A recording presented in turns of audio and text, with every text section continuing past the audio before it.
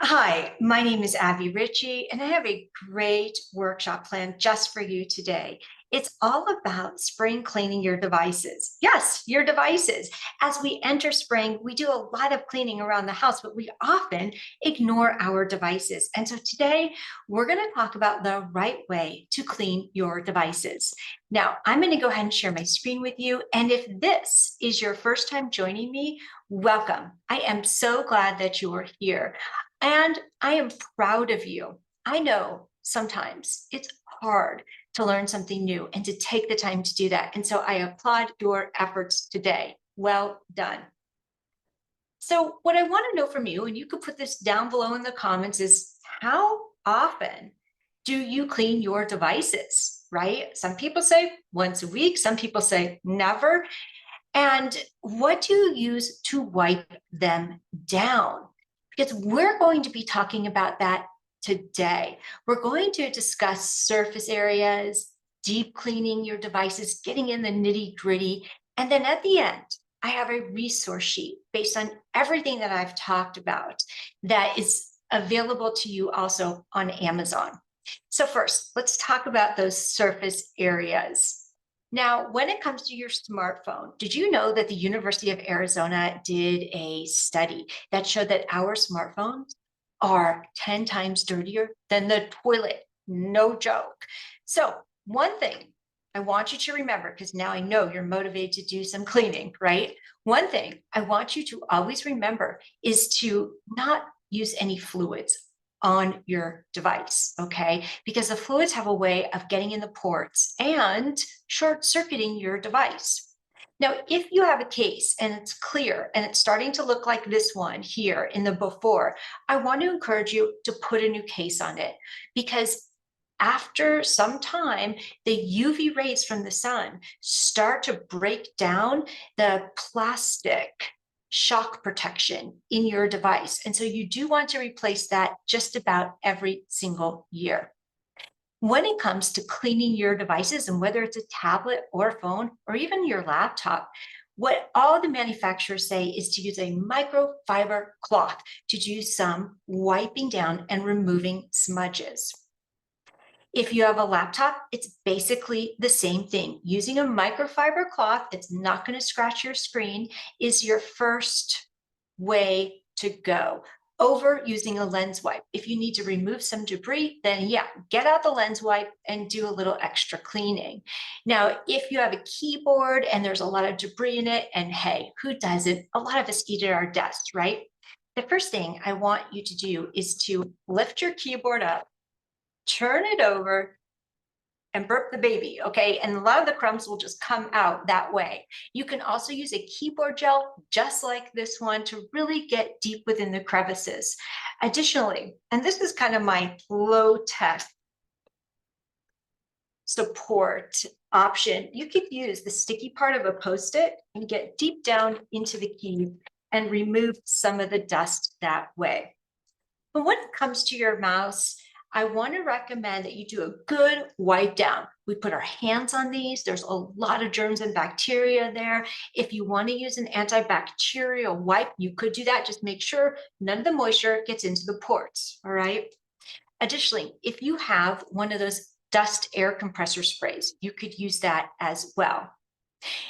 When it comes to cleaning your remote control, I want you to get that thing clean. Otherwise, it's not going to work for you, right? So do use the compression air in order to get in all of those keys and wipe it down. Definitely use a disinfectant wipe to get off any of the germs. Now, I have teenagers. One is a boy. He always has Cheeto fingers getting everywhere. So that could have been our remote control at one point. When it comes to screens and monitors and also TVs, using a damp microfiber cloth is really going to get some of that debris off of the screen as well as the smudges. Then wipe it down with a dry microfiber cloth. And then there's the earbuds. Yes, yours may look like this. My son's did. And so I'm going to tell you exactly what I told him. First and foremost, use a tissue to remove some of that gunk. Okay. Next, I want you to use a Q-tip to get deep in down in the case and remove some of the gunk in the charging port, okay? And then third, I want you to use a Q-tip and remove it from the tip of the earbud so you could get all of the gunk out of there. If you need to, you could use a lens wipe to remove additional debris.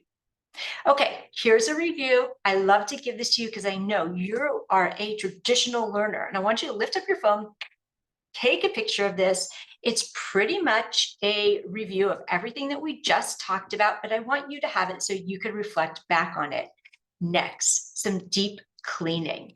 So what I mean by deep cleaning is let's look at our devices and do some spring cleaning, okay? First and foremost, I want you to remove old apps. Now, for me, I download a lot of apps all the time because I'm trying new things out, and I forget that I ever downloaded in the first place. That I've got a bunch of old apps on my device with my information in them. So I want you to go through, and what I want you to do is I want you to hold your finger down on the app and remove that app. Additionally, I want you to get rid of digital clutter. What that means is that you've been saving a bunch of things onto your desktop. Now, all of these files are slowing down your device because they're not organized into folders. So I want you to drag and drop, set a half hour, do some massive organization onto your desktop, and put everything into a folder. This way, your computer will know where it is and will stop trying to do that organizing for you. In fact, you may hear it do this churning because it's trying to organize it for you. Additionally, you can go into your browser, like your Google Chrome or your Safari, and you can clear up your old cache. Those are little downloads like cookies that a website puts on your computer to remember you next time. Too many of these and things slow down. If you found that maybe you have some browser extensions on your browser, and so you can look on the top right and see, I want you to go ahead and remove unused browsers, browser extensions. You could right click on them and get rid of them. Now, we talked a little bit about organizing your desktop, but let's talk about organizing your system.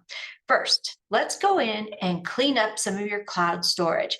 For me, I have to do this just about once a quarter because I'm downloading things constantly on my device, as well as taking a ton of pictures and videos. So just about once a quarter, I go through and I clean up my cloud storage. I go to settings, and then I tap my name, and then I select iCloud, and I see what's in there. And I always focus on the area that's the biggest. For me, it's almost always videos. For you, it might be something different.